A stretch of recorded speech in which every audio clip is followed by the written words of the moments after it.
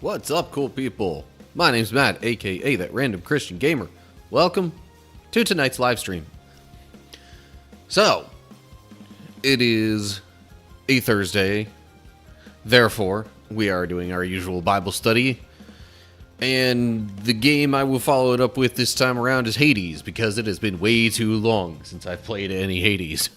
I realized, I went onto my Xbox and looked at my, I guess it has, a play history, sort of. At least recent play history. Yeah, it's been since New Year's Day that I have played Hades. So, yeah, definitely looking to get back to that a bit. If I ever hope to actually clear a run in the game, I'm going to need to play it more often than that. But anyway, before I play Hades, though, we're wrapping up our Bible study on Esther with the final 2 chapters of that. Full disclosure, chapter 10 is really short. I might just include that in the same recording chunk as chapter 9. And even when I go to edit that stuff, I might include both of them together because chapter 10 is so short. But, you know, I guess there's still a slight chance I might change my mind in the next couple of minutes. I'll let you know if I do. But that's the plan for tonight. So, real quick, random little thing though. Today's weather in my area, it has been a bit weird. Long story short, I woke up, started, getting ready for work and doing my morning routine at 3:30 a.m. Yes, that's normal for me. I work an early shift. So I woke up at that time. It's 63 degrees out, I think the temperature was. But I'm glad I looked at the forecast.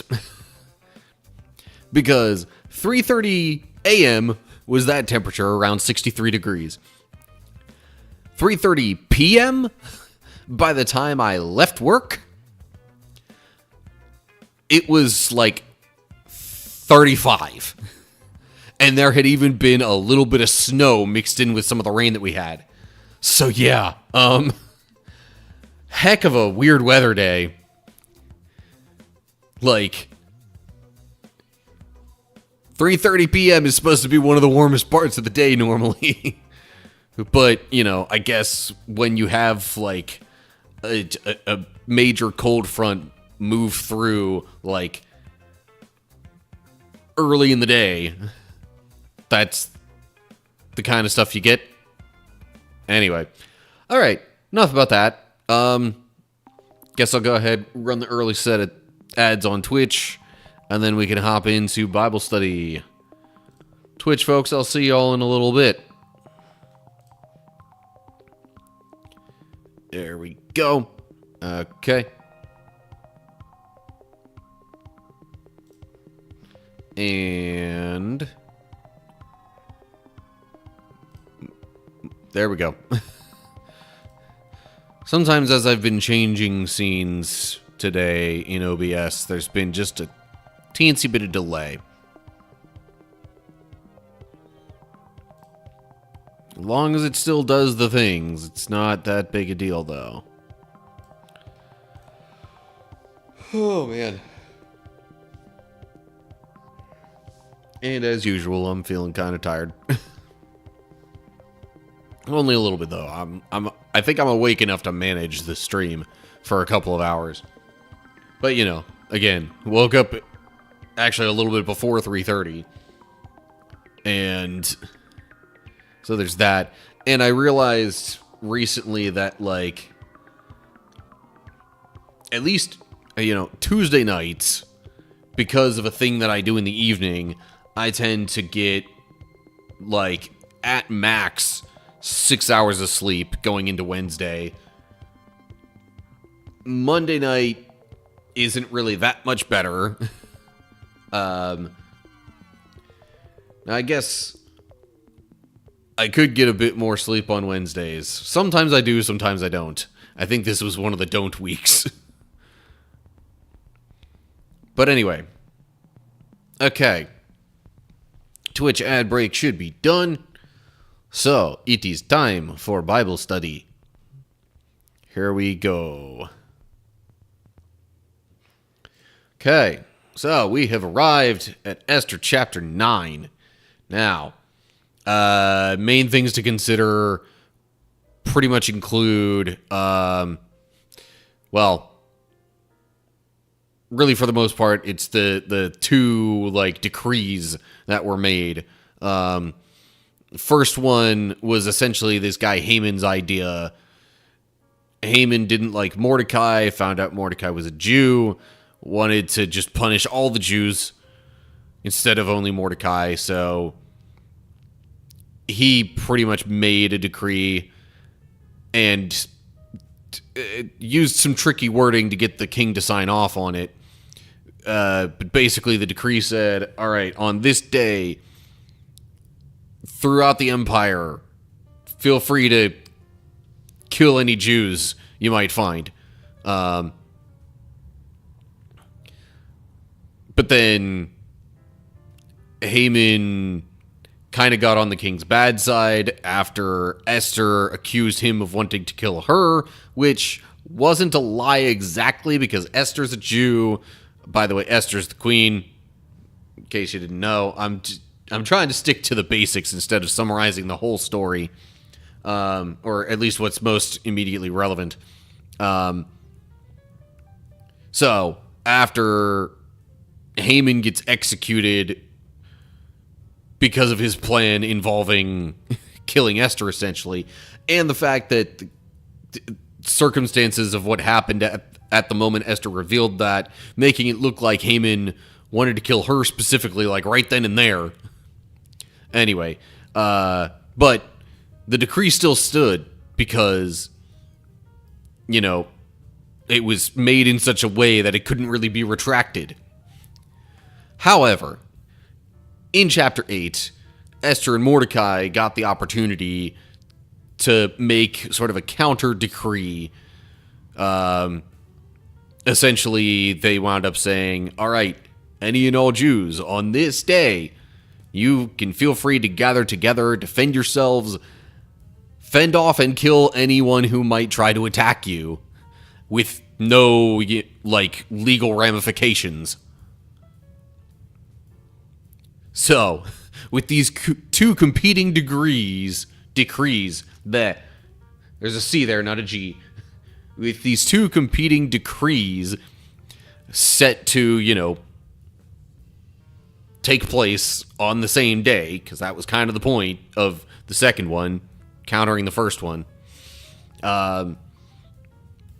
That's kind of the main thing that's going on in this situation as we hop into Esther chapter 9. So, let's read about what happens. So on March 7th, the two decrees of the king were put into effect. On that day, the enemies of the Jews had hoped to overpower them, but quite the opposite happened. It was the Jews who overpowered their enemies. The Jews gathered in their cities throughout all the king's provinces to attack anyone who tried to harm them. But no one could make a stand against them, for everyone was afraid of them. And all the nobles of the provinces, the highest officers, the governors, and the royal officials helped the Jews for fear of Mordecai. For Mordecai had been promoted in the king's palace, and his fame spread throughout all the provinces as he became more and more powerful.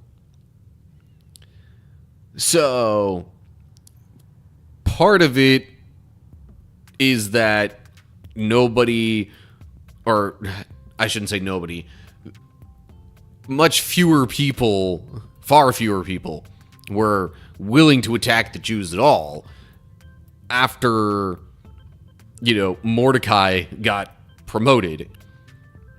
I'm pretty sure he was given the king's signet ring.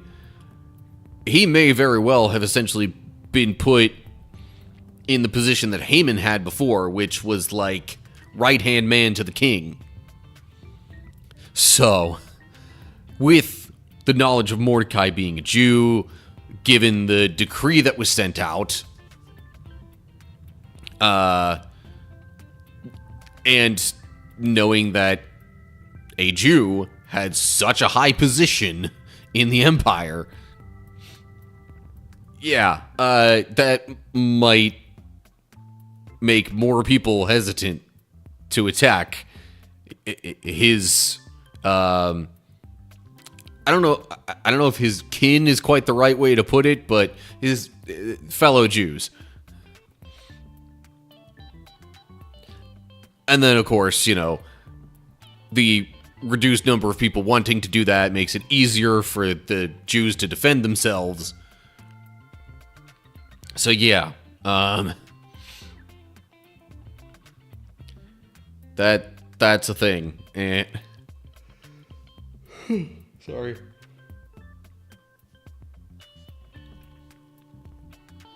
And, of course, that's not even mentioning, there's a possibility that word spread that the God of the Jews had helped Mordecai and Esther in this whole situation. So, might not have only been fear of Mordecai, but also fear of the god Mordecai worshipped. Real quick, the note there on March 7th pretty much just gives you what the Hebrew says, and says that was more specifically March 7th of 473 BC, because there are cross-references with other historical documents. Anyway. Okay, on to verse 5. So the Jews went ahead on the appointed day and struck down their enemies with the sword. They killed and annihilated their enemies, and did as they pleased with those who hated them. In the fortress of Susa itself, the Jews killed 500 men. They also killed Parshandatha, Dalphon, Aspatha, Poratha, Adalia, Ariditha, Parmashta, Arsai, Aridai, and Viazatha, the 10 sons of Haman, son of Hammedatha, the enemy of the Jews. But they did not take any plunder. Actually, I'll pause there again real quick. So, it's like, alright, they killed 500 men, and it mentions these other names immediately after that, because those were the sons of Haman. The guy who had the plot to get the Jews killed in the first place. Not only is he dead,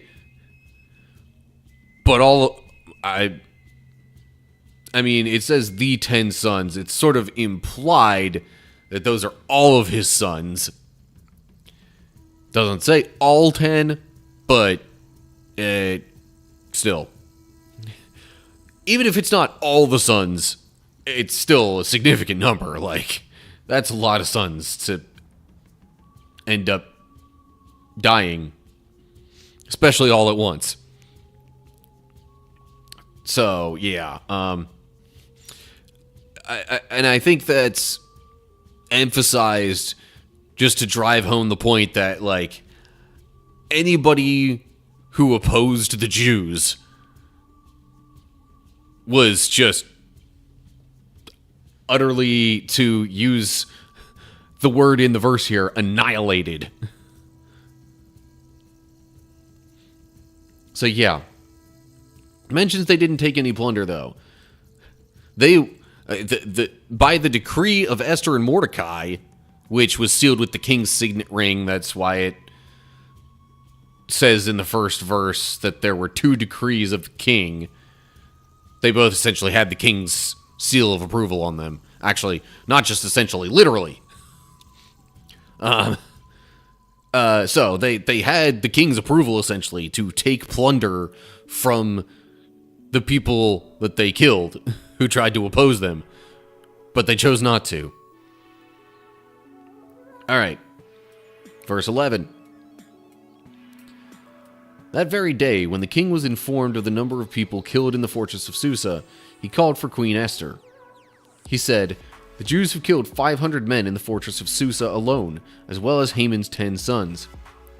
If they have done that here, what has happened in the rest of the provinces? But now, what more do you want? It will be granted to you. Tell me, and I will do it. Esther responded, If it please the king, give the Jews in Susa permission to do again tomorrow as they have done today, and let the bodies of Haman's 10 sons be impaled on a pole. So the king agreed, and the decree was announced in Susa, and they impaled the bodies of Haman's 10 sons. Then the Jews at Susa gathered together on March 8th and killed 300 more men, and again they took no plunder. Okay. I guess, like, even though, you know, the decree Haman kind of whipped up only really applied to March 7th, you know, that one specific day. Either that was viewed more as the, like, starting point of, you know, acting on the decree, or it was sort of expected that, you know, more people would want to act on it the following day. Either way, Esther comes in and is like, yes, this is good news that so many enemies of my people have been killed, but I don't want to assume that they're safe just yet. So, please allow them to do it again tomorrow.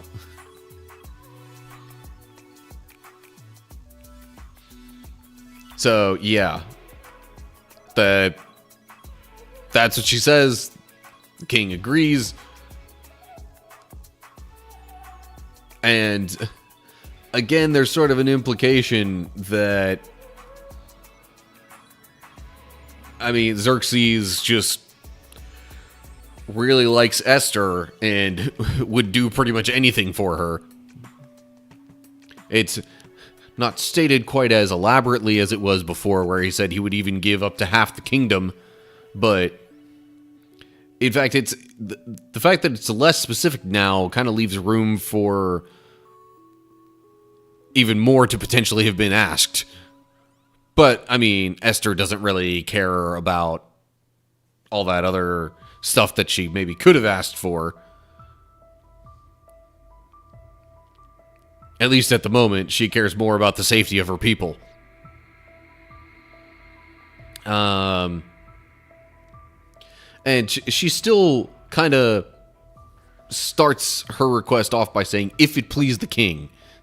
So, she's like, every single time she has made a request, she's been like, all right, look, we don't need to do this if you don't want to, but here's what I would like. Note there at March 8th just is kind of the same thing as when it mentioned March 7th in verse 1, just applied to the next day.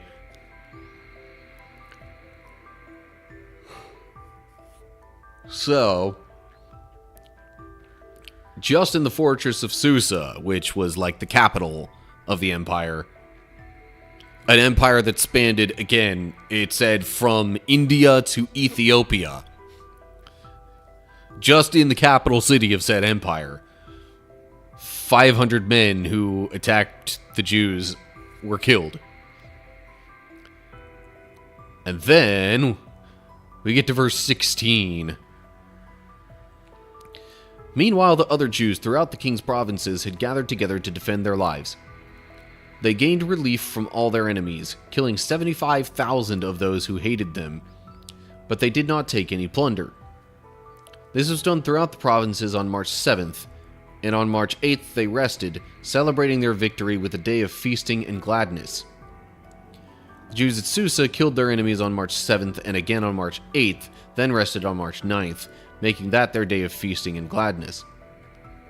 So to this day, rural Jews living in remote villages celebrate an annual festival and holiday on the appointed day in winter, when they rejoice and send gifts of food to each other. So, this event essentially became a holiday for the Jews. And it actually kind of mentions in the following subtitle what that was called. And I believe that's even still a thing that's celebrated to this day. Like, literally today. Not today, but, literally in this year, up to this year. Anyway, you get my point. Let me not get lost in the semantics of the wording. So 75,000 people who hated them, essentially. Well, is that including the ones in Susa? If not, then it's like 75,800. But, that's another kind of semantics thing. Okay. Note here, again, talking about the days. Oh, sorry. So the note here is talking about the days that these events happened. Again, Hebrews says on the 13th day and 14th day of Adar. And then there's a note there for March 9th. Because, like, with the extra day of fighting in Susa, that, meant the Jews there rested one day later than the other Jews throughout the empire, I guess. Now, it says in winter, in late winter, I guess early March is technically late winter.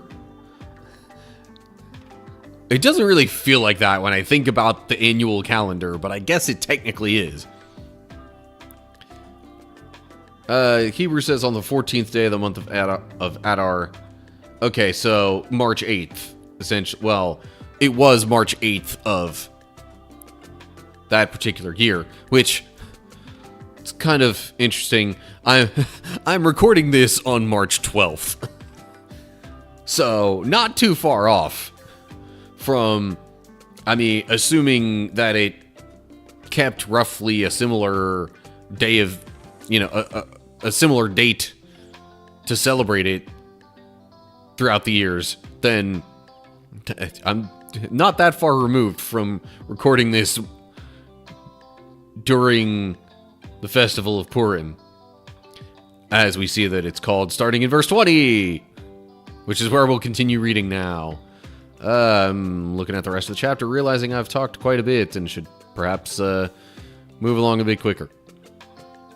Anyway, Mordecai recorded these events and sent letters to the Jews near and far, throughout all the provinces of King Xerxes, calling on them to celebrate an annual festival on these 2 days. He told them to celebrate these days with feasting and gladness, and by giving gifts of food to each other and presents to the poor. This would commemorate a time when the Jews gained relief from their enemies, when their sorrow was turned into gladness and their mourning into joy.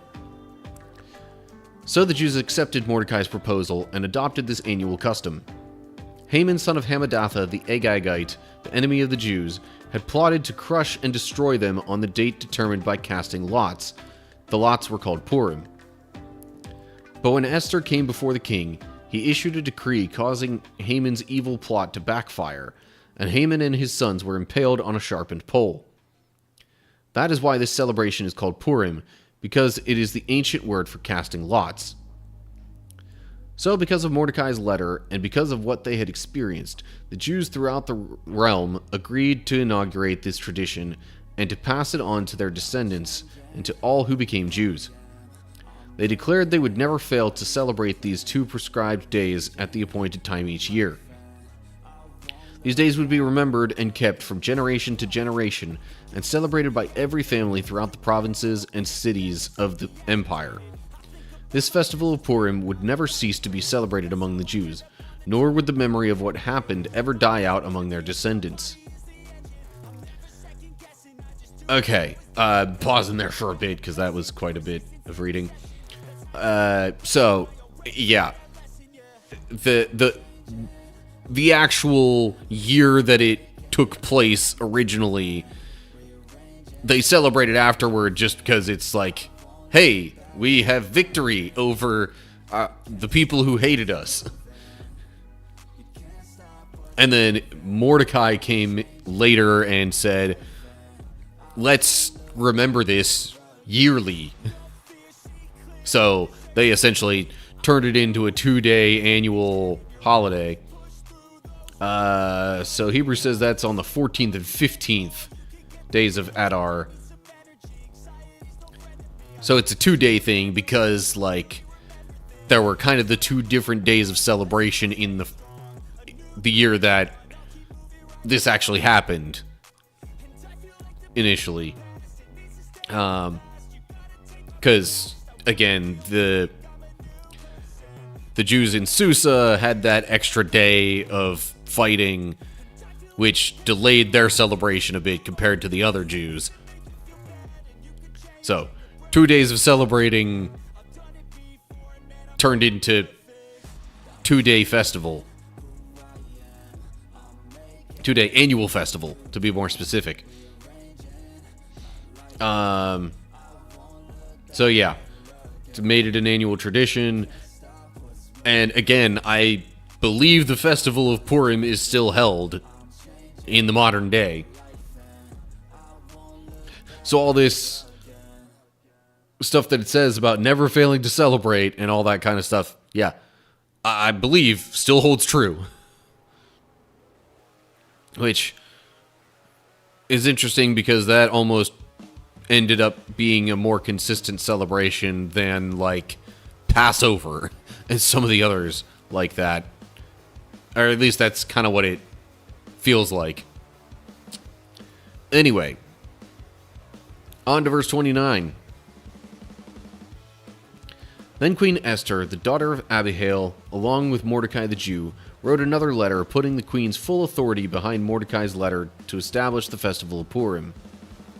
Letters wishing peace and security were sent to the Jews throughout the 127 provinces of the Empire of Xerxes. These letters established the festival of Purim, an annual celebration of these days at the appointed time, decreed by both Mordecai the Jew and Queen Esther. People decided to observe the festival, just as they had decided for themselves and their descendants to establish the times of fasting and mourning. So the command of Esther confirmed the practices of Purim, and it was all written down in the records. Honestly, in a way, that all just kind of emphasizes what already happened and what I just kind of described. So it was like, you know, the initial defense days happened, and then Mordecai was like, all right, let's celebrate this every year. And then on top of that, Esther, as well as Mordecai, sort of came back to that matter and were like, yeah, let's basically set this in stone for, you know, the rest of Jewish existence. All right. So now I'm going to do a little bit of something different. Normally I keep it to 1 chapter per recording. However, as you can see, chapter 10, very short. So I'm going to attach that to chapter 9 here. And this way I also don't have to explain the context all over again. So, Esther chapter 10. King Xerxes imposed a tribute throughout his empire, even to the distant coastlands. His great achievements and the full account of the greatness of Mordecai, whom the king had promoted, are recorded in the book of the history of the kings of Media and Persia. Mordecai the Jew became the prime minister, with authority next to that of King Xerxes himself. He was very great among the Jews, who held him in high esteem, because he continued to work for the good of his people and to speak up for the welfare of all their descendants. Okay, so this more so like confirms what it stated early on in the previous chapter, that, you know, it said Mordecai had been promoted just kind of more generally in chapter 9. Now it kind of gets into a little more detail and specifies that, yeah, Mordecai essentially became the right-hand man of King Xerxes. And since he had such influence and high position, and he continued to speak up for and defend the Jews, he was very well esteemed, respected, celebrated, maybe even among the Jews in the Persian Empire of that time. Now, I mentioned King Xerxes imposing a tribute.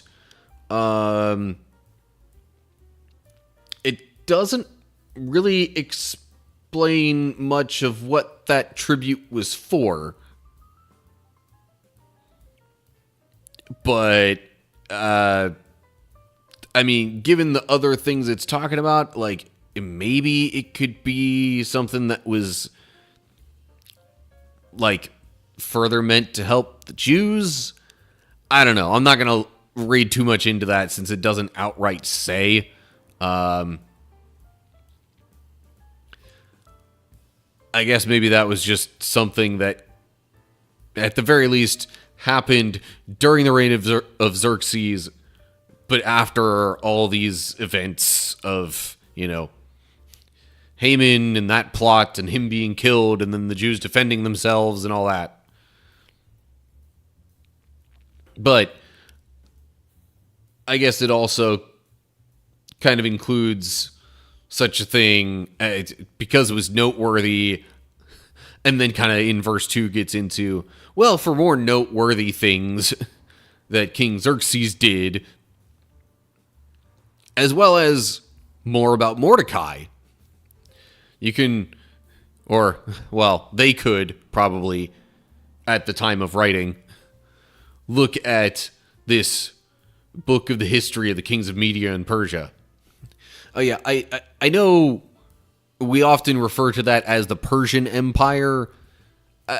Technically, it was Persia and Media sort of combined.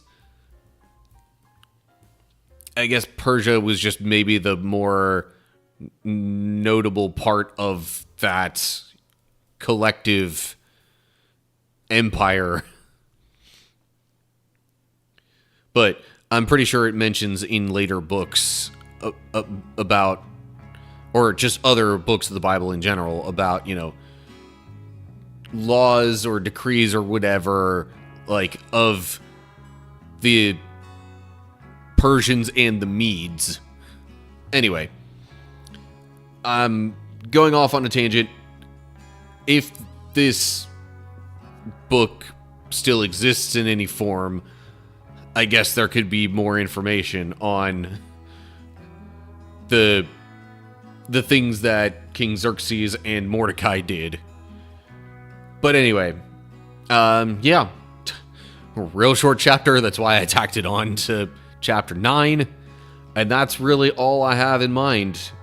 So I guess that'll do it for now. And that really is just the last chapter. I try to move ahead, and it goes to Job. Now, since I recorded that all together, I will just note right now, there's a decent likelihood I will actually publish that after editing as still one video. Because chapter 10 on its own was really short. Good thing it'll be about time for another, like, you know, abridged book summary video thing. And then I'll be able to continue with Job the next week. It's that there's no schedule issues with that. As it is, I'm a little bit ahead on the Bible study recordings relative to the rest of my content anyway. So, yeah. I think I will probably end up doing things that way. But now it seems we have a little extra time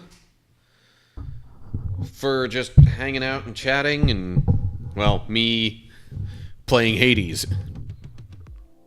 Hey! Ninja Kazooie, probably a good problem to have. Yeah, I mean, really, I would like to, I mean, I'm not sure exactly which problem you're referring to, but I would like to have a little more of a backlog on the gaming videos of mine. It just hasn't really happened with my schedule as of yet. Anyway, now if you're talking about more time to play Hades as the good problem to have, yeah, there's that too. Okay, Bible studies ahead of the... Yeah, that seemed like the most likely thing you were talking about. Okay, real quick. Going to change stream topic on Twitch. Meanwhile, I don't know what exactly is going on with OBS, but it's saying every once in a while that the encoder's overloaded, and it's like kind of stuttering some. Even just in this kind of stuff. Like, it happens from time to time with the game capture, I guess, but I have not known it to happen just in general for other things so much.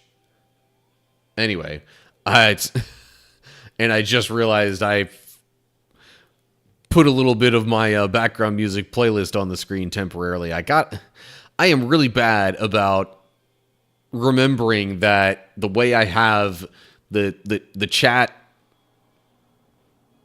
visual setup, it's like just an overall screen capture, and anything I put over top of that is going to show in its place.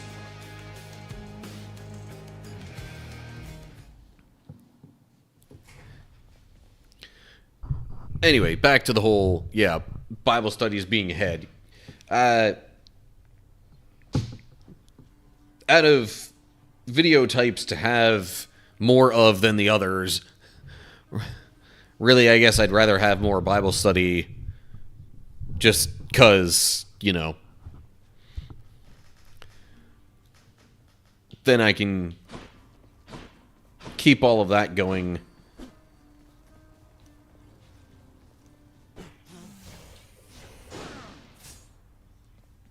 Whereas the gaming stuff, it's like kind of less unusual given just the overall realm of content. I think it's less unusual to be pausing here and there in gaming content. Anyway, what is the game Hades? Heard of the game, haven't actually seen anything. Well, I could just say you're about to find out, but... Bye, everyone. So, Hades is a roguelike type of game.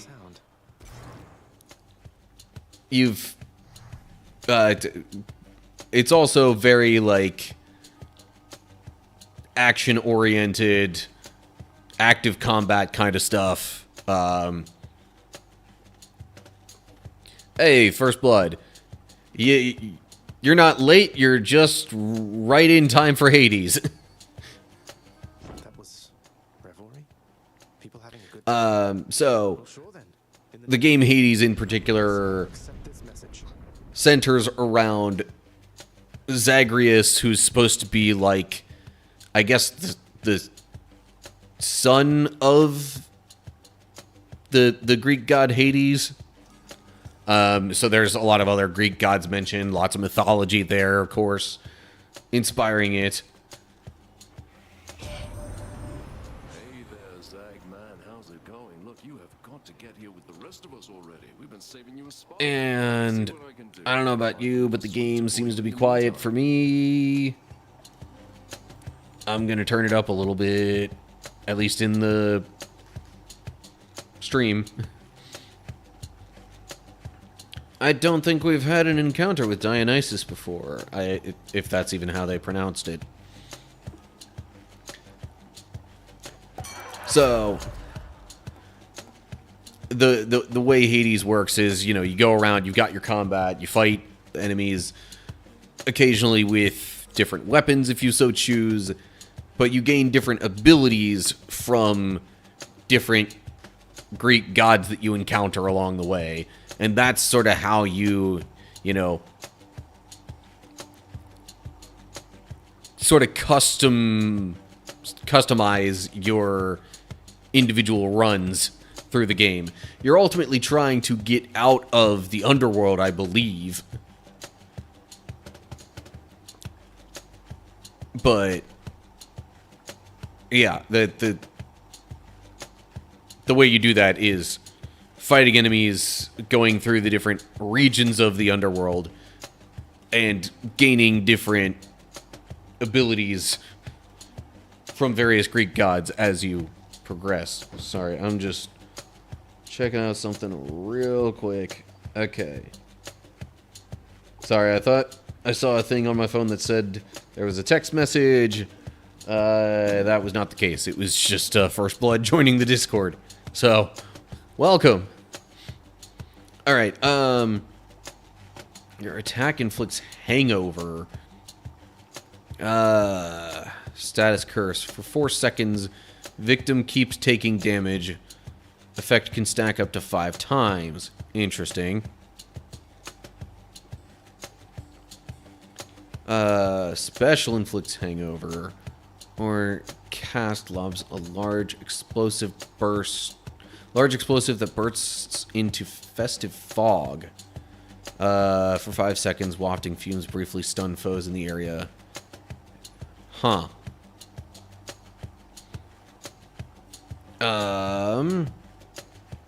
Honestly, I mean, I think I'd rather have the basic attack inflict hangover there. Like, I'm getting lasting damage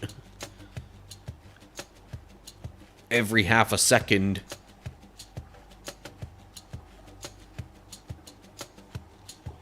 Yeah. Leave it to the god of wine to liven things up around here. But yeah, so each time you can gain an ability, you know, there's options to choose from.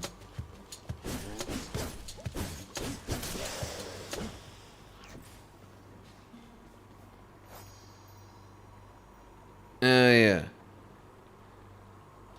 And as you use weapons more, defeat more enemies, interact more with the different Greek gods and all that, you get more information on the game, the characters, the lore, all that kind of stuff.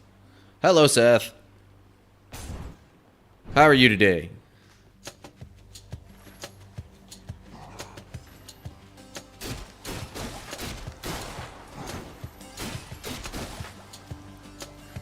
Okay, I wanted to see the hangover damage in action for a second there.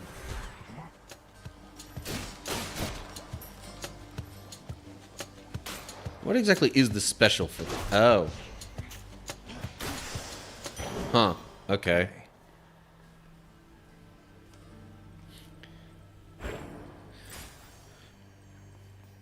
Party tonight. I mean,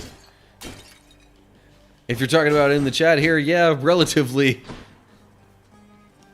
This is a bit of a party compared to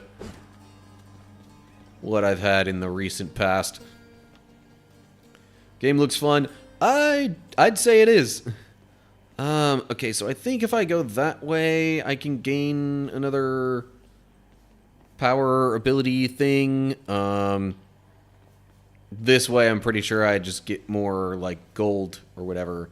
Which, there is a shop that can appear, and you would use the gold for stuff there.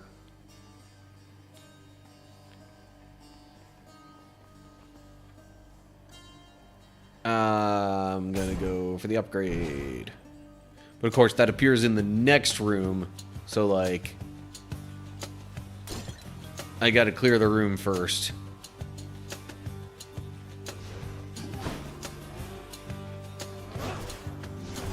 Aha, okay.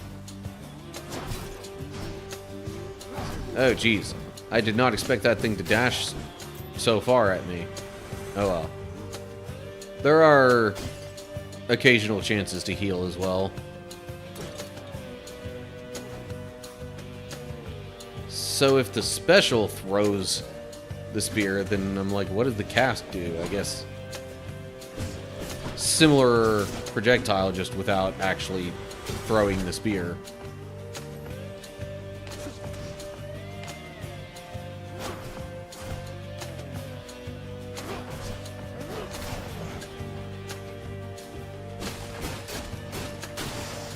Okay, room cleared.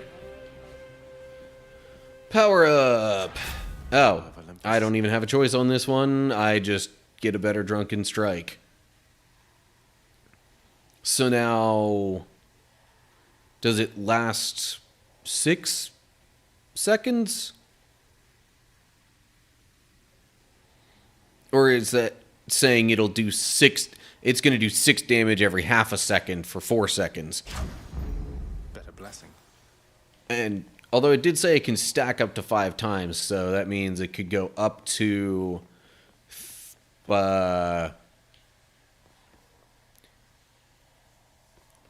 30 damage per second.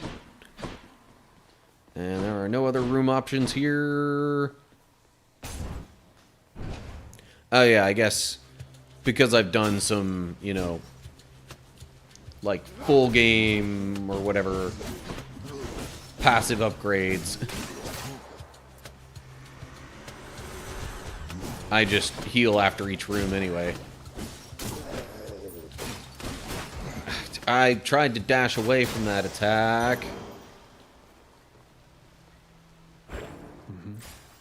And I think that currency right there is your main kind of overall upgrade method. Huh. I believe... Okay, so that's probably a health thing, and this is going to be some blessing from another god.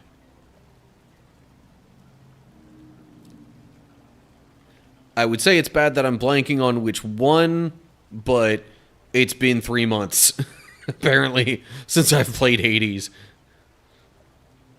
Let me go for the boon. I like boons.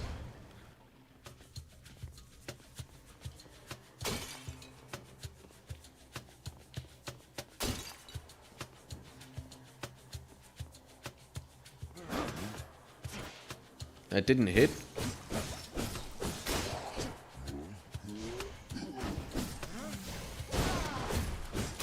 Yeah, okay, that charged attack doesn't really seem to do much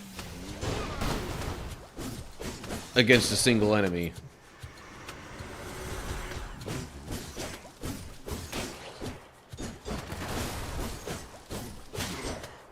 I really need to make sure I'm being careful here. Which that kind of was not, because I got hit again. Oh well. Athena, okay. My father Zeus have not communicated in some time, and Zeus refuses to explain. Something transpired between the two of them. Perhaps you know better than I. Okay. Ooh, hello. There's an epic boon here. The other one is dash deals damage and can deflect. Sure footing, resist damage from traps. Or Athena's aid, your call briefly makes you impervious and deflect. Oh, jeez. Oh yeah, and there's prophecy stuff. I always forget about the prophecy stuff. Max gauge bonus. 6 times.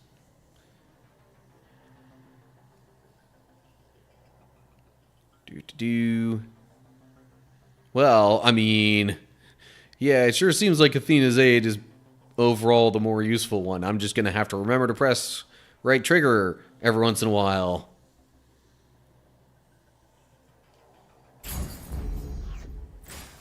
Ooh, update about Athena. Okay. Yeah.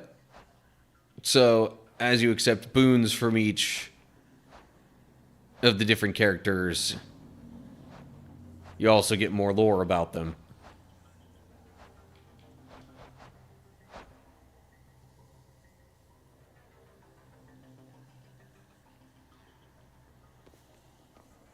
I need to start gifting at some point. Elite or shop? I doubt I'm going to be able to buy much at the shop.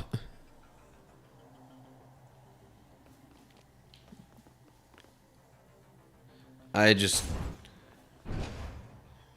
need to be very careful. Bit of a break. Oh wait, this is not an elite. For the house.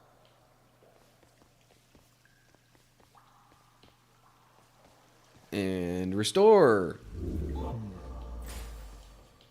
Okay. I mean, I knew the other one was a shop, and I was like, well, I don't think I'll be able to get much at the shop, so...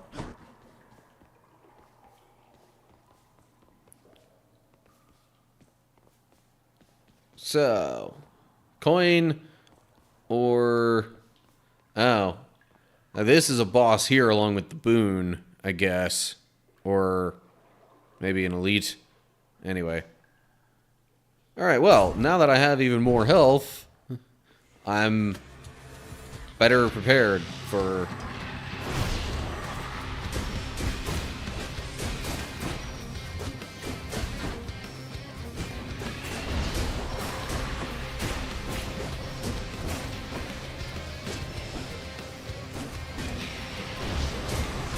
So, like, how often am I able to use my call ability?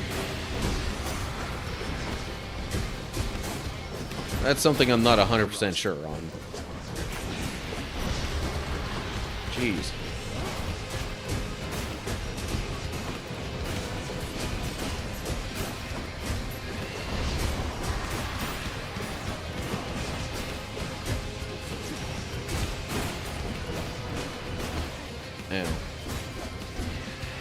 But, okay, there we go. Shattered that. Every time one bar is full. Oh, is that the bar at the, like, bottom left there, underneath the health?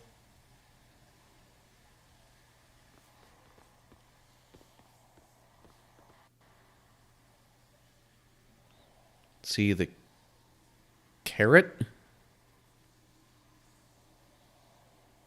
I'm not sure what you mean.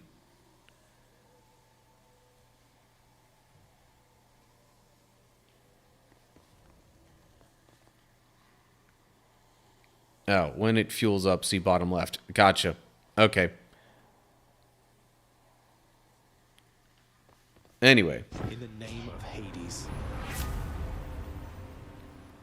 Okay. Well, 2 and 3 are fated choices. Let's see here.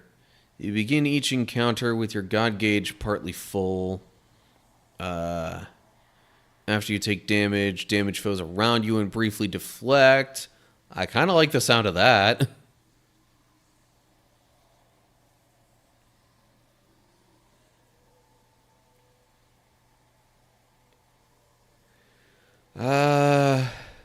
The god gauge is the thing that you use the when doing the call ability.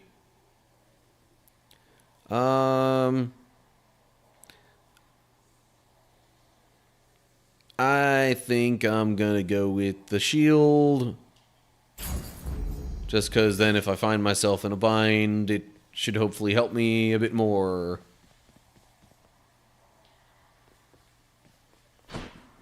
Are we sure this is a boss? You keep saying this is a boss, but it looks like those gem things again.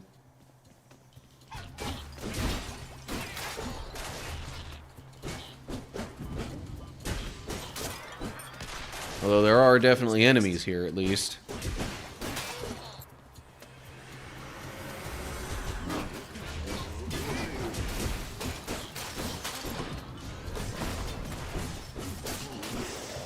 Yeah, that didn't seem like a boss. Kind of reminds me of Diablo. You know, I haven't played Diablo myself, but from what I've seen of it, I guess it's not too different.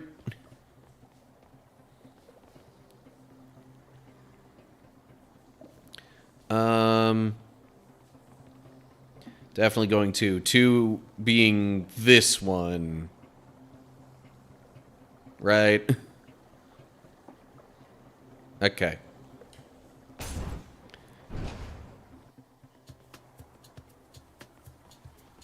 Now, is this one of those things where I choose a boon and then get attacked by, you know, emissaries of the one I don't choose? Okay, so I can either get another one from Athena or something else from Dionysus.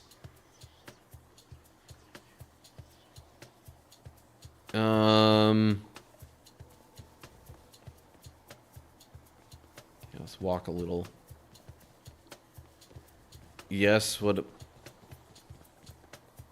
You have chaos here too for after. Oh, is that's what this thing is, I guess? Or oh, maybe that. I'm like, that seems like an odd symbol to just have there. Okay, well, I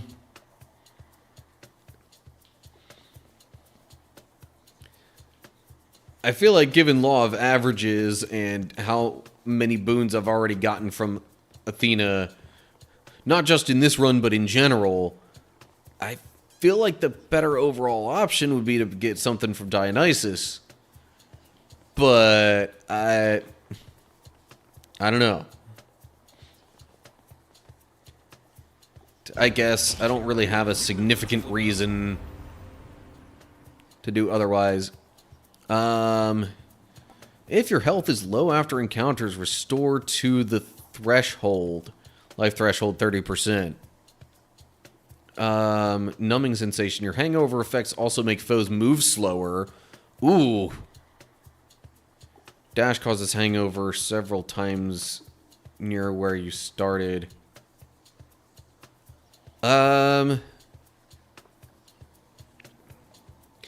Yeah, I mean, being able to essentially deal passive damage just from dashing around is pretty helpful, I guess. They all sound kind of good to me in a way. But yeah, realistically, there's going to be a lot of dashing involved if I'm playing it right. So I guess I'll do the drunken dash. To my health. Oh boy. No one in our family can avoid taking sides forever, Zagreus. But you can take the more sensible side at least. Lady Athena, I'm sorry. It didn't work. Yeah, so realistically, I could just dash around like crazy. Leave pools of hangover stuff in my wake. And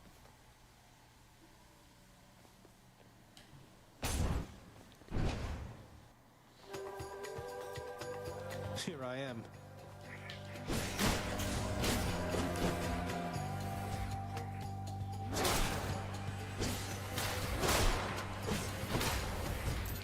Okay, now in situations like this, having the exploding special also very much seems to help.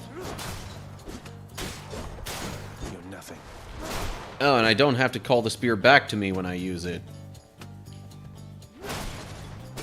That's also kind of nice.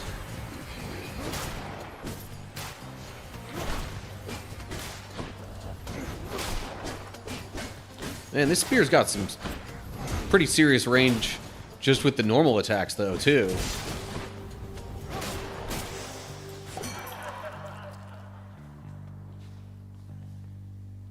Okay.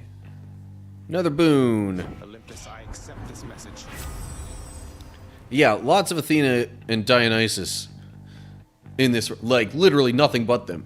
Duo? What is that? Your foe's ranged attack projectiles are slower.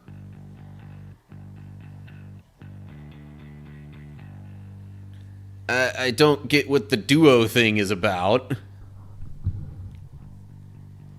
Duo equals two gods cooperating. Huh, interesting.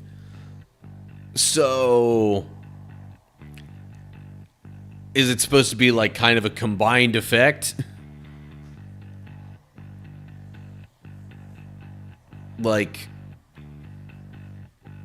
I don't know. Anyway. Okay, I'm taking that. Twitch says ads are running right now. Oh, prophecy foretold. Anyway, I'm not gonna move to any other rooms until the ad break is done. Also gonna get myself a little drink of water here while I wait.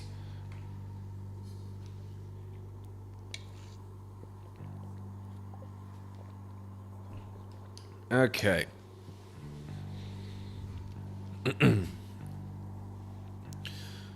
Good time to stretch, yeah.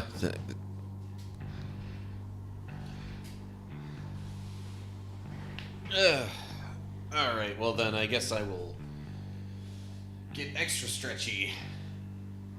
Since, you know, points have been redeemed for it.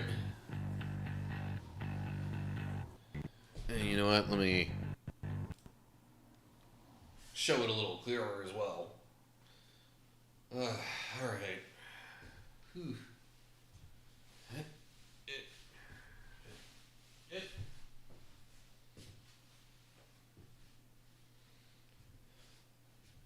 I have done a lot of standing today, no surprise. You know, that's just kind of how my work is.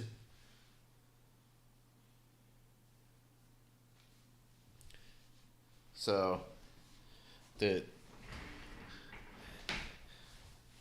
standing for 10 hours on work days doesn't exactly feel great on my legs. But okay, ad break is done, back to the game. Now, we've got potion thingy or key.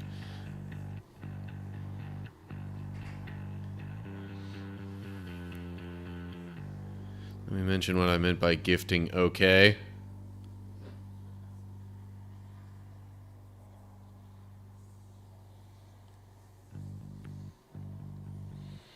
You give nectar and ambrosia to gods to level up and maybe get keepsakes. Okay. The codex pages for reference.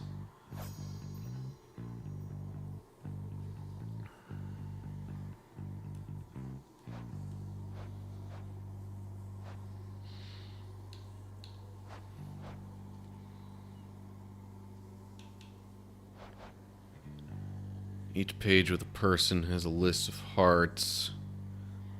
Okay.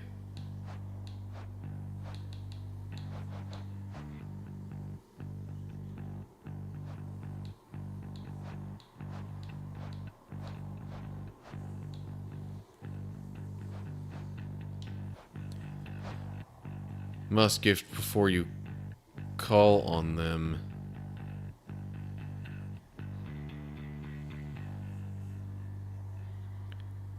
So, you're saying I should go to this room, maybe?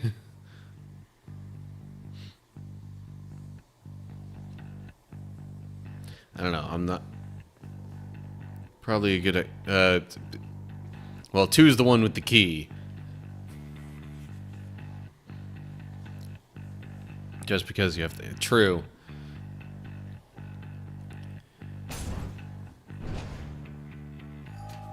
I suppose there is, you know, a limit to how much I can unlock like that. Ow.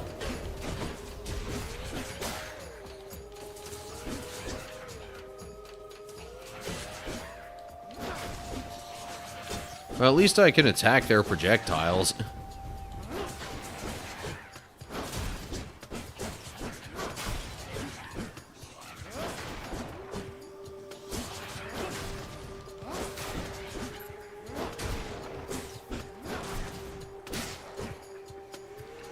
Okay, now what?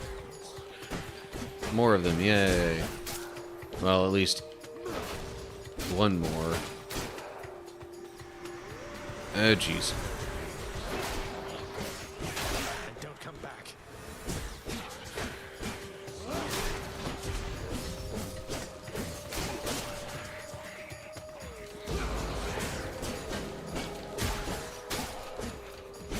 It seems like the whole calling thing, like, resets after each room anyway, so... I'm not gonna hold back on using that once it builds up. Okay. Got a key. And I don't think I have choices for the room now. Looks like it's shop time. We'll see what I can buy, if anything. Charon's shop. More max health. I mean, I could get either... I could either get the boon or get the max health and healing.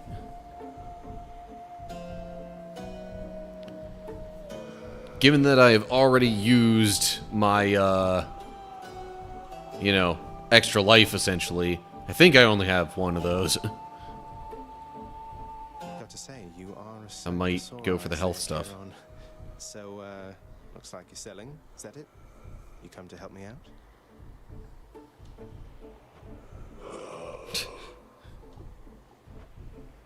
Brilliant. Correct, next death is... Yeah. I'll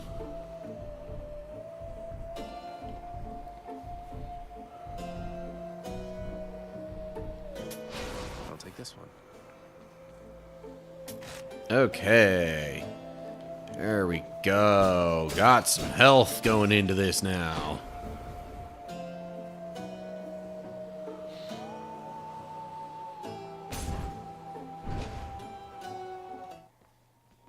Can't get rid of me, Meg.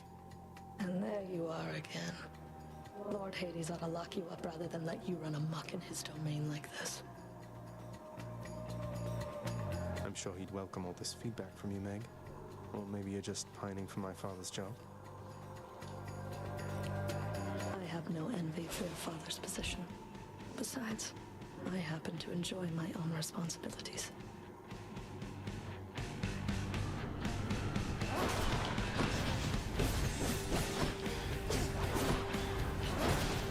Ow. Oh, crud. Spikes. Not good. To hell with you. I keep mistiming, like, when she's gonna dash. Protected. Or, like, anything that she does, it seems.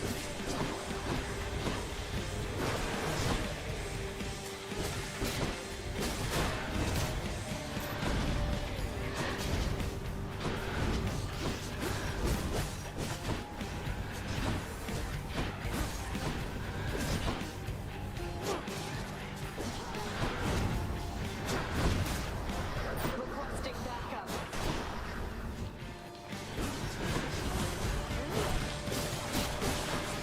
Have some of this. Ow. Oh, I could totally be using this.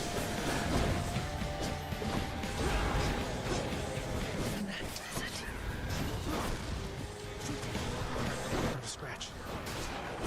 Right there. Two of them.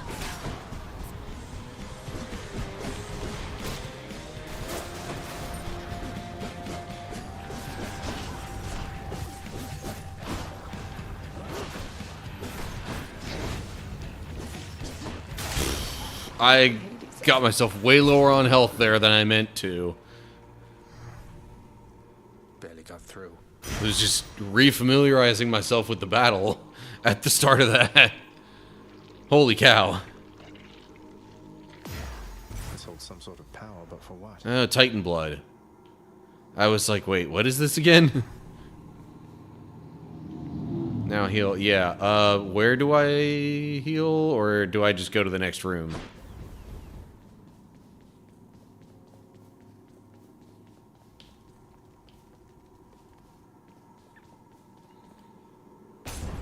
Okay. Let's hear it, Father. Do bathe yourself in magma when you get to Asphodel. Locked. Inspect. Empty. Oh, yeah.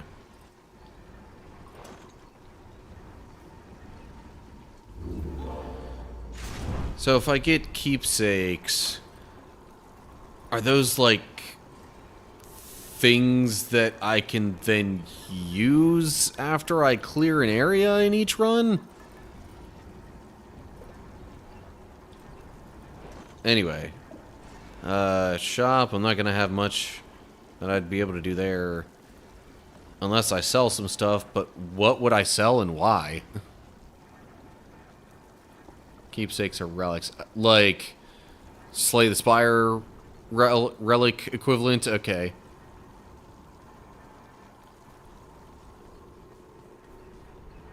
So much for Tartarus. Thank you.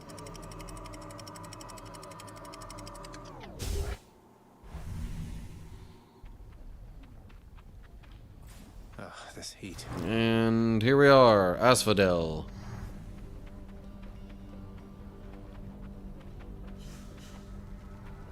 Now the fire.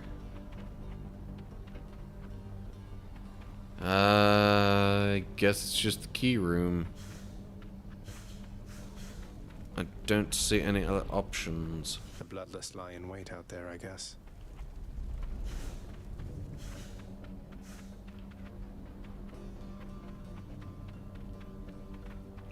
I do believe I have looked to the extent that I can. Okay, well. Embark.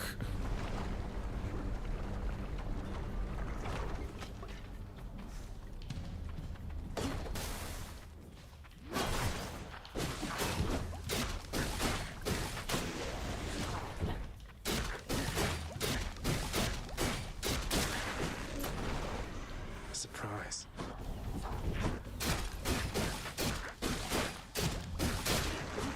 Okay, so they do drop Your lesson yet?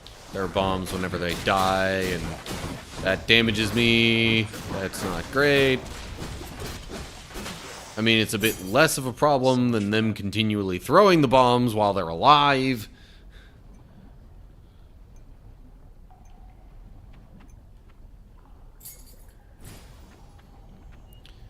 Okay. Seems I may only have one room option again. What is this? Trove trial. Gain up to 25 of...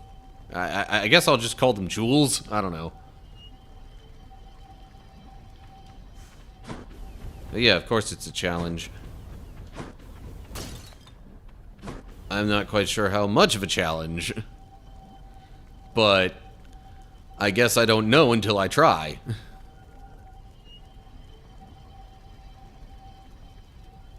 I'll take what's mine. You thief.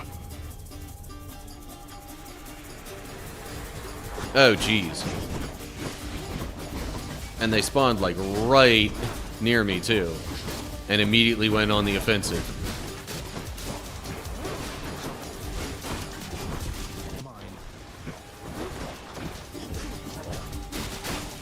I'm having a hard time seeing. I guess that it's because there was like smoke stuff there.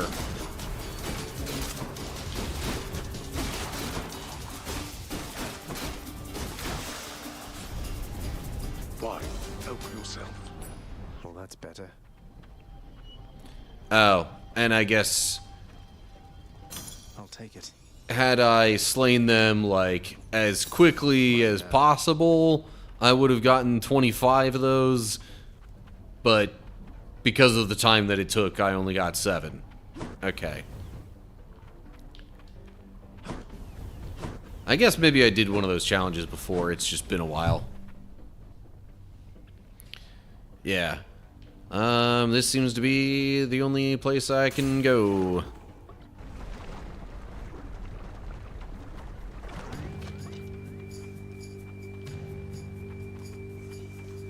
Alright. Where be the enemies? Like, there's bound to be some somewhere, right?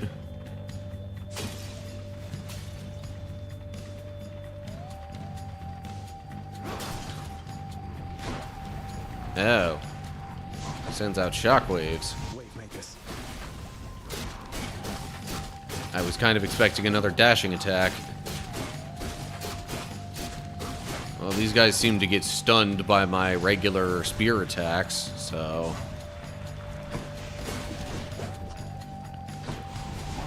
Ow.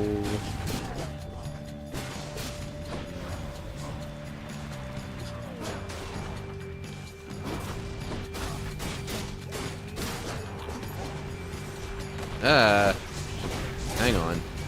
Okay, you are still there.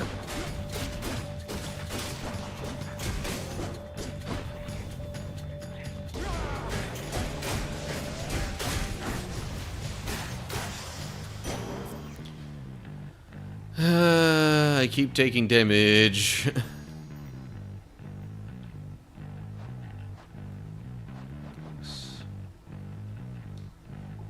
Okay.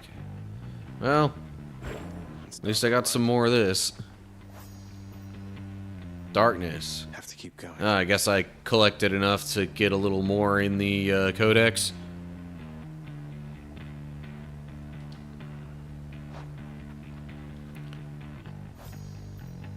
I guess the part in bold is the new part. Those born in this realm can absorb that essence, gaining oneness with the underworld. Huh. Okay. Now...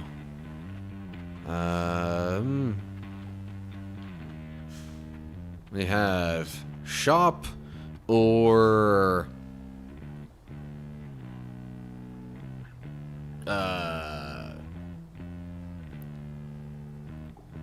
5 health there will... Shop and I think Boone is the other one.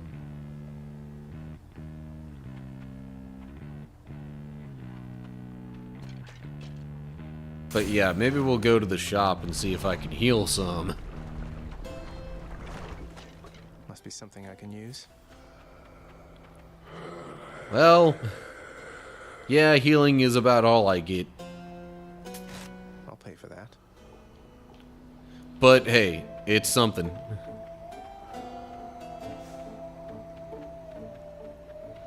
And next room seems to be an elite, also a Zeus boon.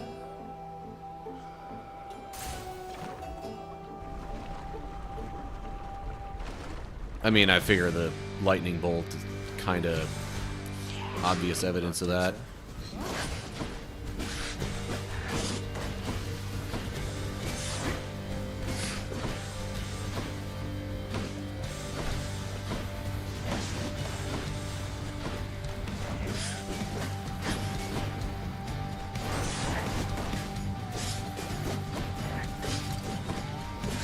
I'm like, should I be focusing more on the Medusa head or the thing that's falling? And oh, jeez. Well, definitely don't get hit by that stuff. That turns me to stone, and then I can't avoid the thing that crushes me. Which, of course, that's what does the real damage, but still.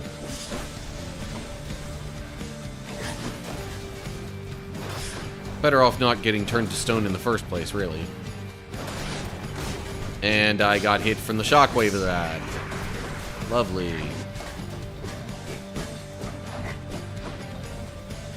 Okay, well now I just gotta avoid this thing. No worries about turning to stone. Just some, environmental hazards, I guess.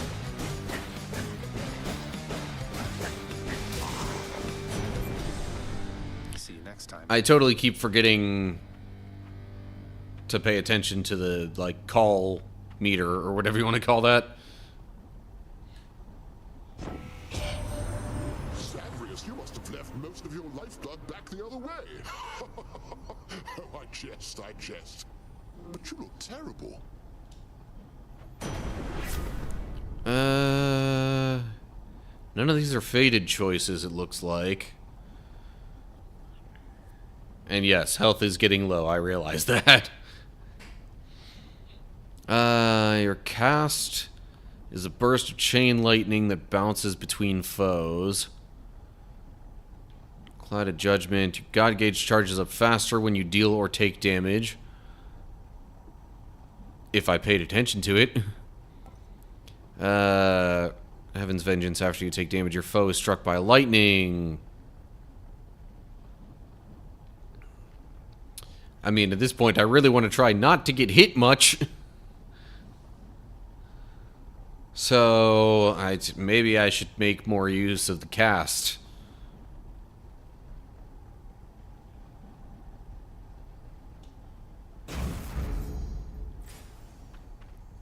Okay, looks like only one choice again, and it's just regular enemy room with Zeus Boone.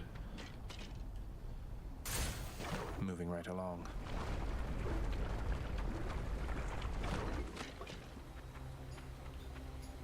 Ready for me?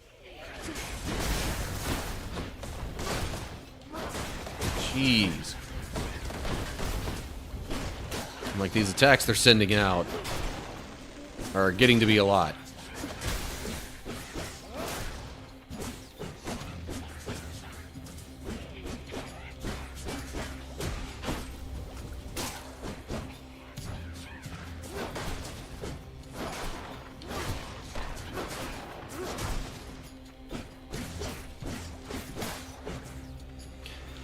More. Oh, jeez. Yikes.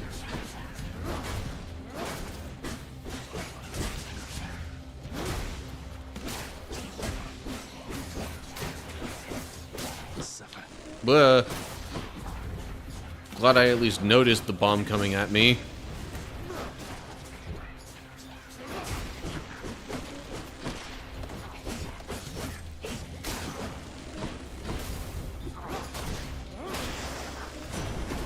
No problem. Jeez.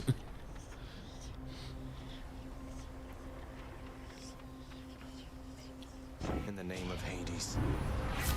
Okay, Thunder Flourish. Your special causes a lightning bolt to strike nearby foes. Lightning effects also make foes jolted. Victim's next attack self-inflicts lightning damage that harms nearby foes. I mean, that sounds pretty good. Billowing strength after using call, you deal more damage for 15 seconds. Yeah.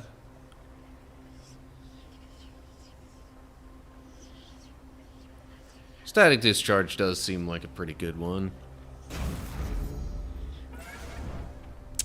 But, yeah, I have 7 health. I am not gonna be doing that. You know, the Chaos Portal thing. Okay.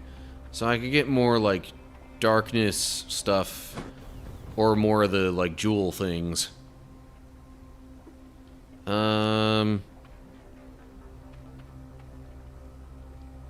Yeah, I'm like, both are helpful in a way, but the darkness is probably more helpful. I think I need more of that for things anyway. Yeah, some of those decorations aren't just decorations, though, I think. Slam dances.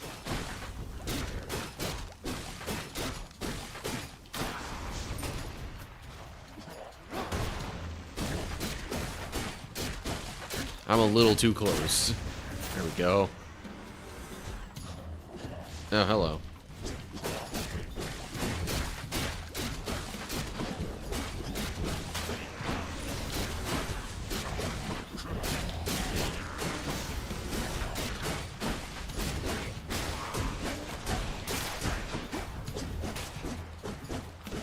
I'm like, come on, get me back in range. There we go. Okay. I don't think I took any damage in that room. Slam dancer.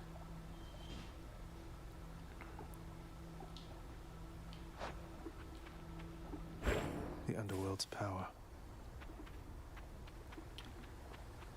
Okay, no going down that way.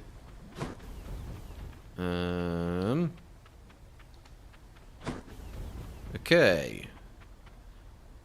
Got a shop, or is that Artemis maybe for the boon? But if I could get some healing at a shop, that might be a good idea. But then again,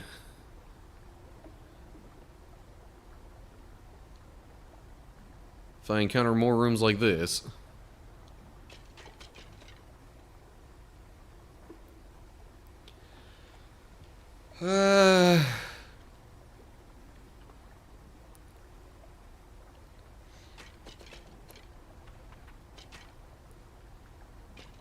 Yeah, I'm like, I'm not necessarily just trying to take the easy way out, but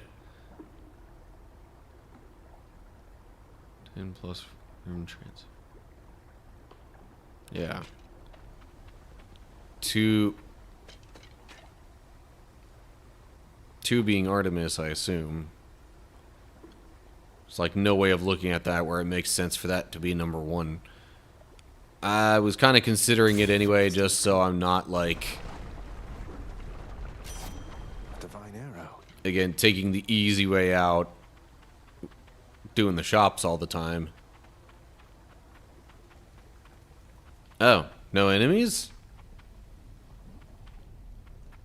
Hold on, let me examine this real quick. The flaming river Phlegethon to gain this vantage point. Relentless Zagreus must now confront a foe of unimaginable savagery, who lies ahead, awaiting patiently its time to strike. Way to spoil the surprise, old man. That sounds like I'm headed for a boss real soon. Hey, you all right there, Zagreus? Wouldn't do to have you die on me just moments after meeting here like this. Okay. No faded choices. And this Deadly Flourish is the only rare one. Specialist stronger with 20% chance to deal critical damage. Or plus 20% chance. Devastating blow that deals plus 200% damage or greater. Exit wounds. Your foes take damage when you're cast blood. I mean, I guess that's the bloodstone symbol technically, but basically when you're cast, stuck in them is dislodged. Pressure points. Any damage you deal has a chance to be critical.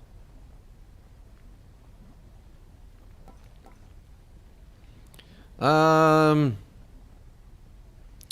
not? It's rare. Let's go with that one. I'll make every strike count. And that seems like a boss room. Yay.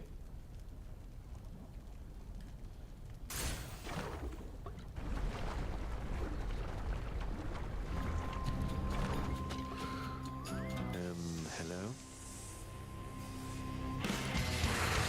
Oh, great.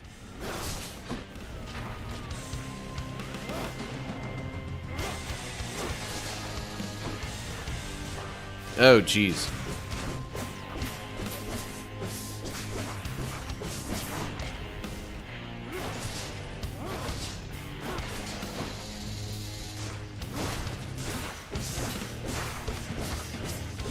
Well, so far, this boss doesn't seem too bad, but emphasis on so far.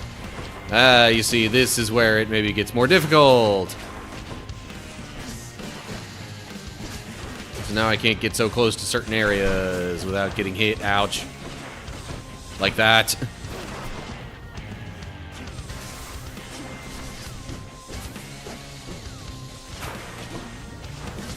That's not the... It forced me to keep attacking the one head down low when I was trying to divert my attention to the right. You know, where the main enemy actually was. I don't like the way it kind of locked on there.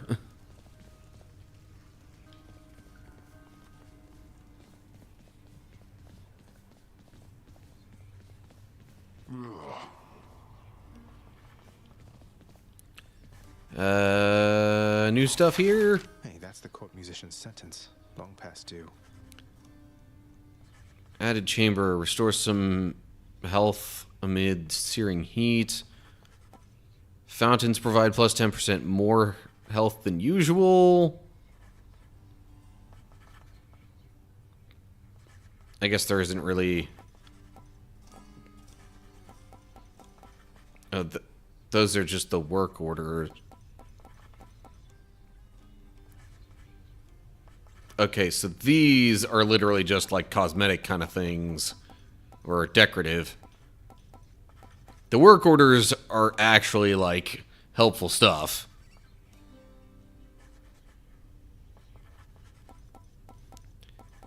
I mean, feel free to correct me if I'm wrong about the, you know, stuff in the lounge here just being decorative.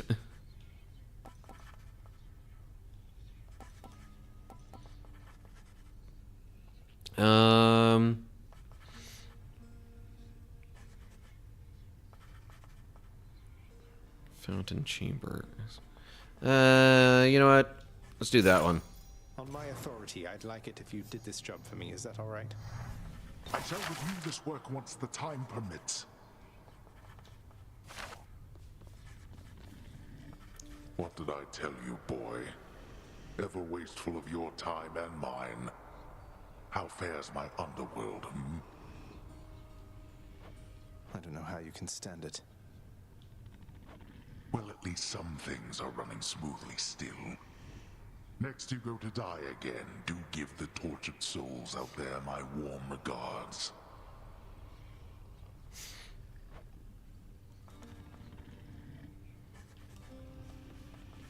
And... You don't like it when I pet your other heads, huh? No.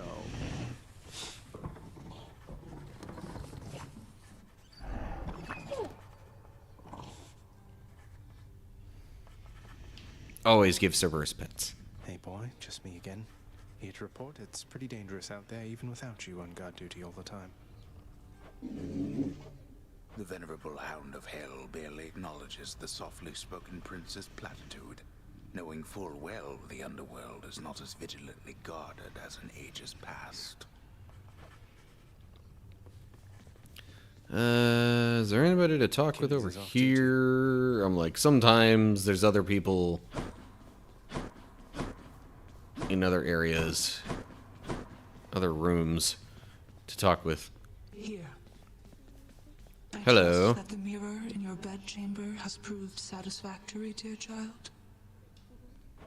Better than I could have possibly imagined, Nix. You mentioned there was something more that it could do once I had grown accustomed. I think I'm ready for that now. I think you are as well. Then it shall be as you wish. Thank you. Mirror empowered. New talents available. Huzzah, I guess. Megara's not around. I mean, certainly sounds like a good thing. The area within the House of Hades is a dismal place to be, in spite of its intended purpose to enliven the house's grim inhabitants. It's better than nothing.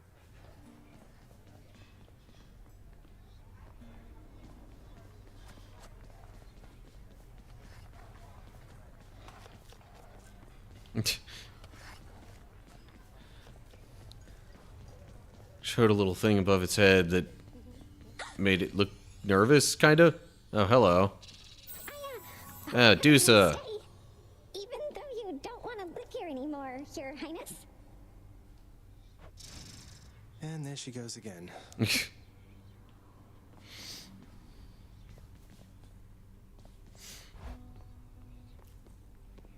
I want to go lie down. Wait, really? You actually want to go lie down? That, like, never happens. Pleasure doing business with you, Fates.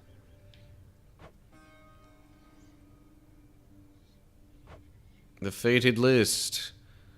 Oh. Okay, press A to claim. My extended family seems an interesting lot.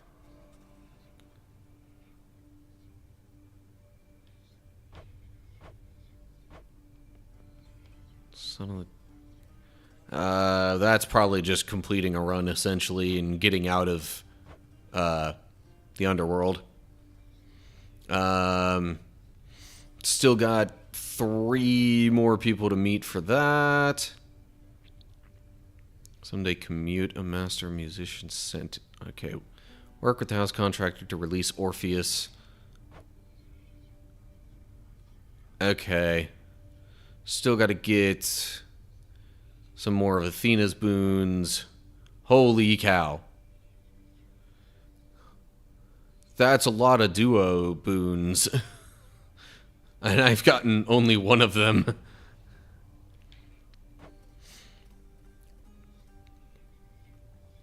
That's using the different weapons. Acquire each of the data lists. Anyway.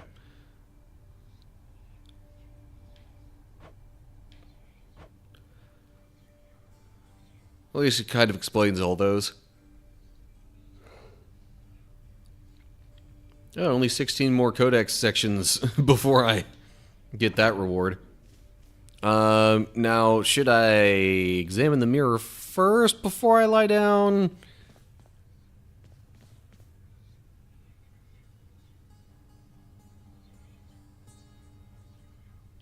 Mirror first. Yeah, okay.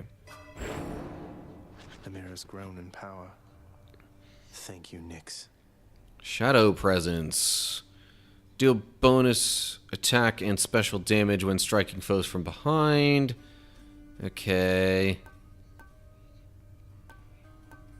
Boiling blood. Deal bonus attack and special damage to foes with the blood stones. Is that what they're called? I don't know. The cast stuff in them.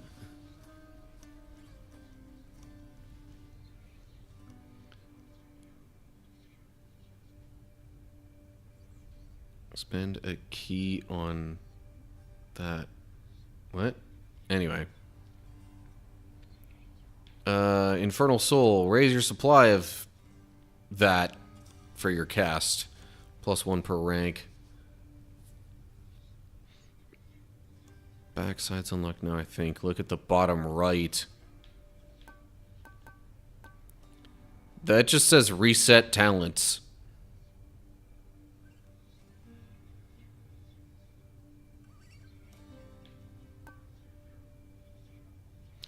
So, no thanks.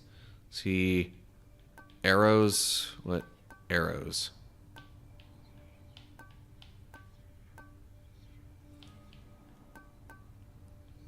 Oh, hello. Swap talent.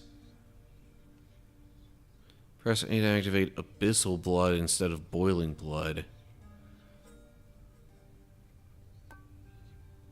Huh.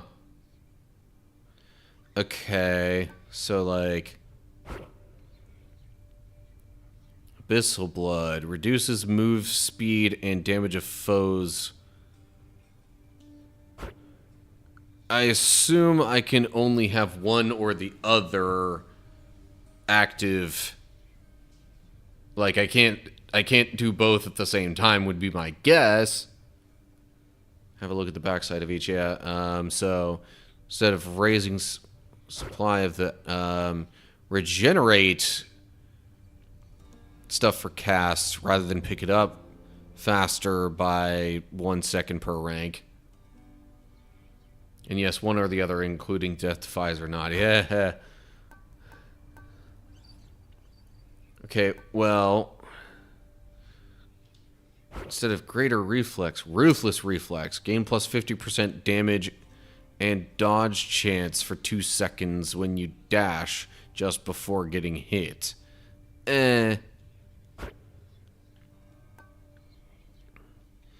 Store 50% health instead of dying when you're... Other side of that is stubborn defiance. Restore 30% health instead of dying when your life total is depleted 1 time. Maybe like so.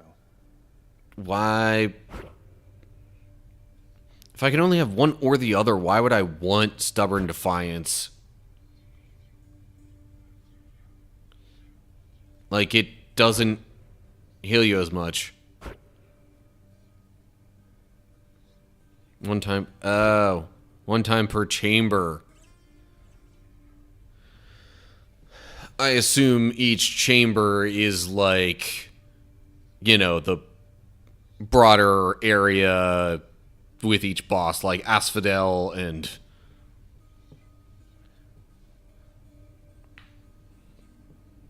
I am blanking on the name of the first area. Chthonic Vitality. Restore a small amount of when you enter a chamber, plus 1 per rank. Restore some of your health when you collect darkness. 30% of the collected amount per rank. Yeah, I mean, every room definitely seems like a better thing. Shadow Presence. So, attack and special damage when striking foes from behind, or deal bonus attack and special damage when striking undamaged foes.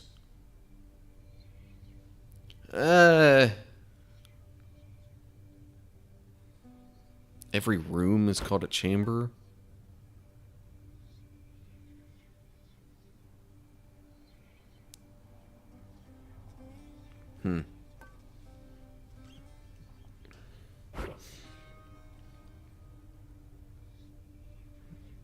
Couple that are really nice on the back.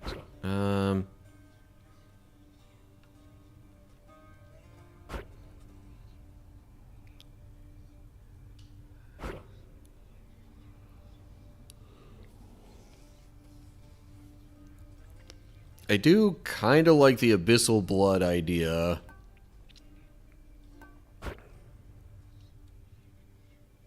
Maybe a bit more than the Boiling Blood.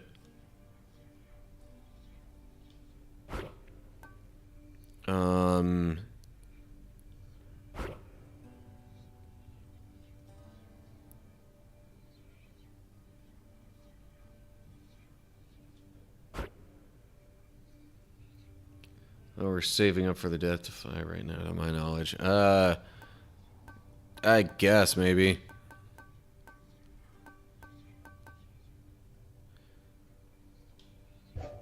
Sure, we could save up, I guess. Alright. Rest? Question mark?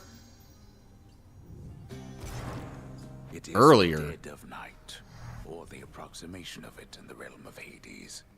Prince of the underworld, Zagreus, rises from a fitful slumber, with much mischief on his mind. Mischief? Me? I was just going to have a little look through Father's stuff.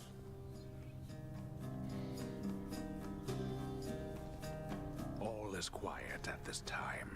Ever-dreaming Hypnos put a spell upon the house. as willful Zagreus had asked of him. All are fast asleep, save for the prince. It is exactly as he planned. Lower your voice, old man. I'm trying to be sneaky here.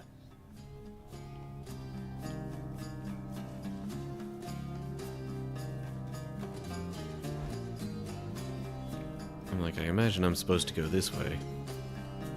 He ventures toward the stately throne of his lord father, half expecting to be caught, but ill expecting what he is about to find. I said shut up, old man. So... Actually getting just a straight up story scene here. Exactly what he seeks. He only knows that something always has felt off to him, that he does not belong. Who is he, really?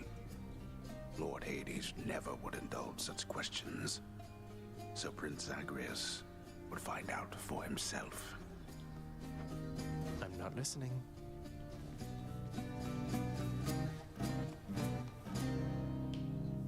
I'm like, do I have to actually, like, get up in there? Oh. He rifles through his lord father's possessions. There is not much of any import there. Ledgers and administrative parchment work. Correspondence from Olympus which he had ignored. No trace of any reference to his son.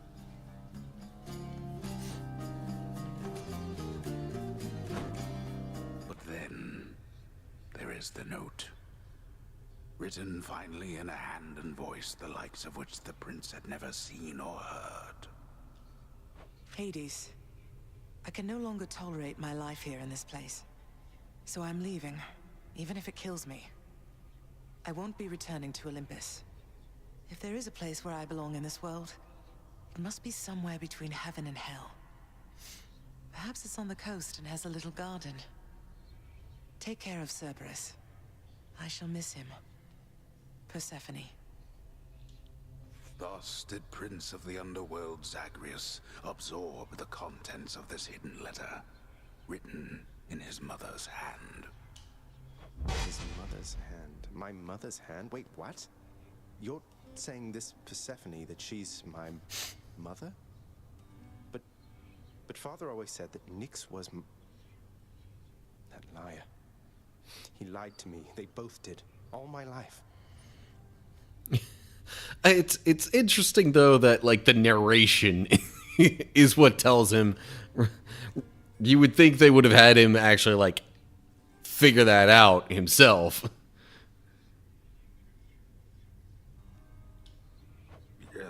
Thus did the prince discover inadvertently the well-kept truth about his lineage.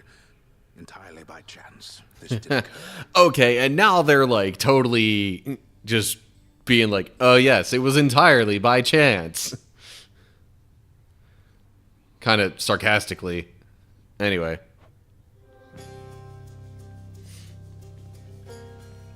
Persephone, the one-time queen of all the underworld. Where had she gone? And why? Engulfed by newfound questions and his rage, the prince decided to confront his lord and master.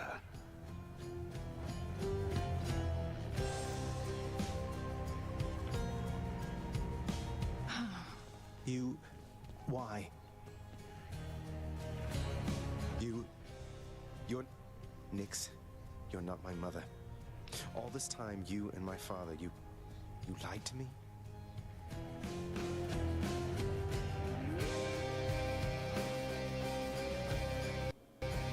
Oh, my dear child. So now you know. So now you know. But only half the truth. I can explain the rest, so... please.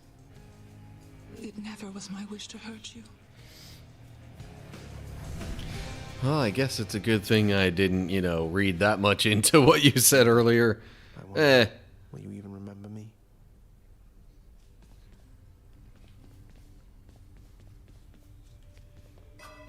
I mean, I guess it's not that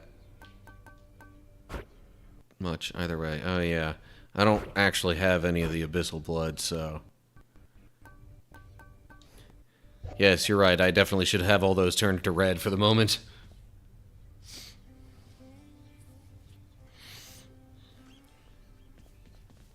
I mean, he did also just call her Nyx in that exchange right before I came to his bedroom this time around. Hey.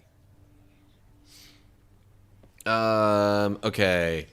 Hey, I can unlock this weapon thing. Let's see what's in here. Aegis, shield of chaos.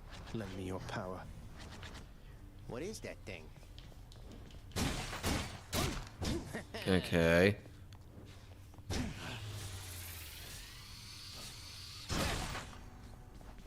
So, the defending part sort of implies that I would not be damaged, at least from the front, while doing that? Interesting.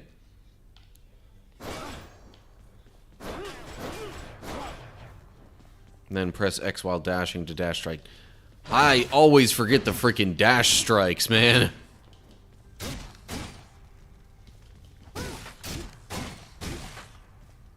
Oh, hello. Should I give him a gift?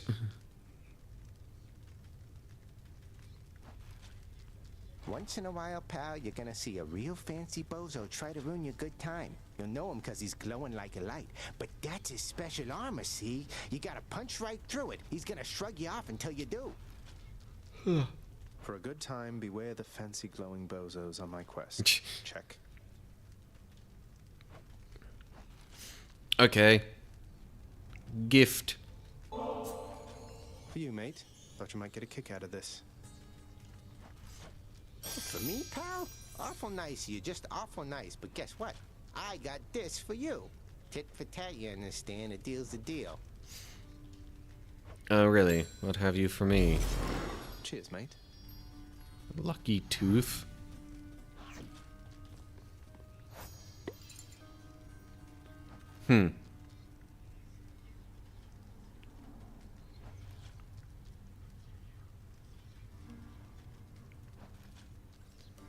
Keepsake. Okay.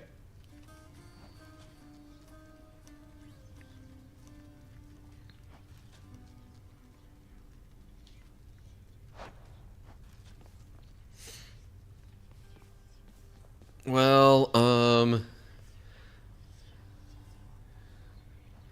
as it is, we're getting close to the end of my, typical stream time that I allot myself.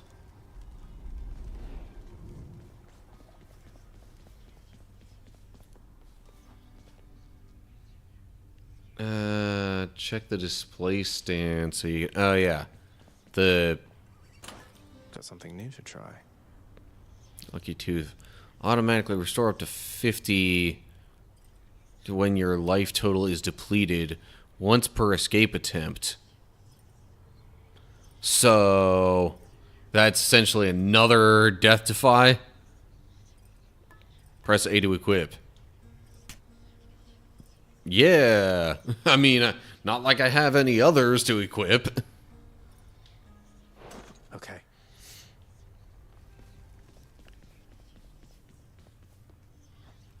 And it ranks up. See the rank. Which one? Oh. Clear 25 encounters with this to rank up. Okay. So then... I guess the next rank would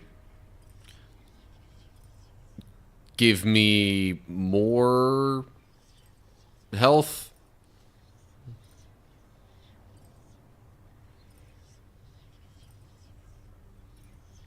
Yeah. Yeah, I figured as much because it was a green number like that.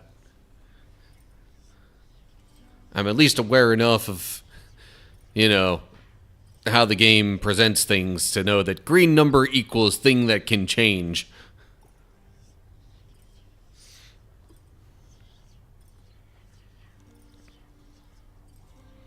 Now when it says clear 25 encounters, does that mean like get through all the different realms, or just, like, embark 25 times.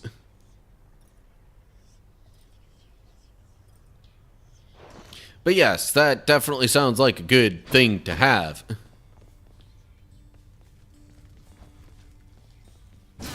Almost felt that.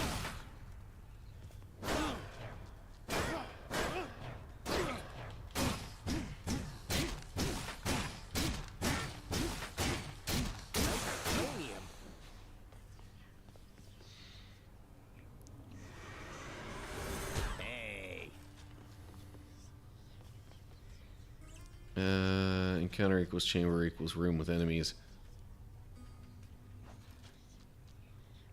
Good to know that. An encounter refers to a room with enemies. There would be an elite boss or standard battle. I guess a chamber is pretty much any room then.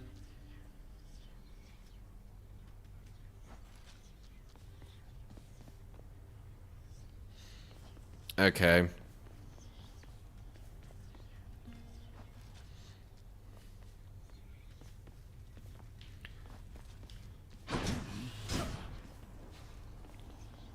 Yeah. Because I don't think there's much point in starting another run at this point. Alrighty, so I suppose we'll wrap things up here. Let me... Actually, as far as I'm concerned in the game, let me go ahead and quit to the menu there. Okay, so... Yes, as we're wrapping things up, I will discuss what to expect in upcoming streams. So, tomorrow, early afternoon, will be Borderlands 4. I guess continuing efforts to take down the third kind of area villain. Seems like I'm pretty close, but not going to make any assumptions there.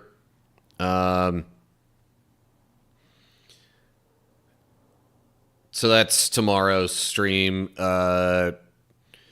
Next Thursday is, of course, more Bible study. We will be starting the book of Job. So another kind of more story-based, like, individual, focused on one person kind of story. And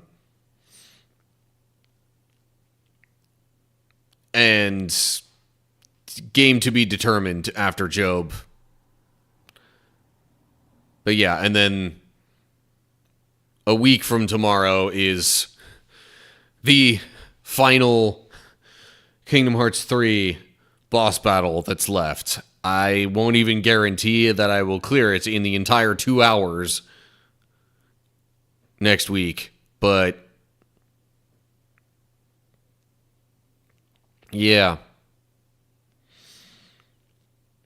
Anyway. Okay. Yeah.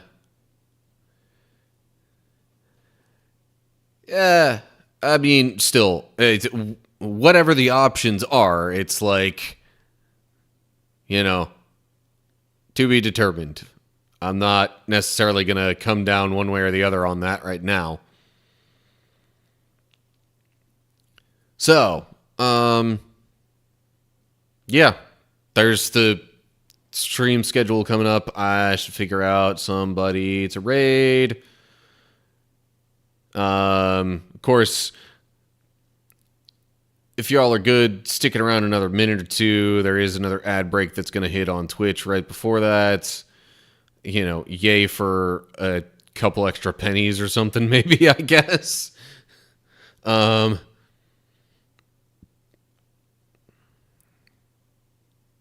Yeah, or I could get out before that. Okay, tell you what. last week, I kind of had a thought of rating somebody who was playing that Pocopia game or whatever, but I didn't actually do that. I might do that this time, since I didn't before. So, I'm going to go ahead, initiate the raid, and try to wrap this up real quick before ads hit. Of course, I could just snooze the ads. Either way, thanks for watching, everybody. Hope you enjoyed the stream. Hopefully, I'll see you soon for another one. You've heard the schedule. If not, check socials and stuff. Anyway, till next time, stay cool, everybody.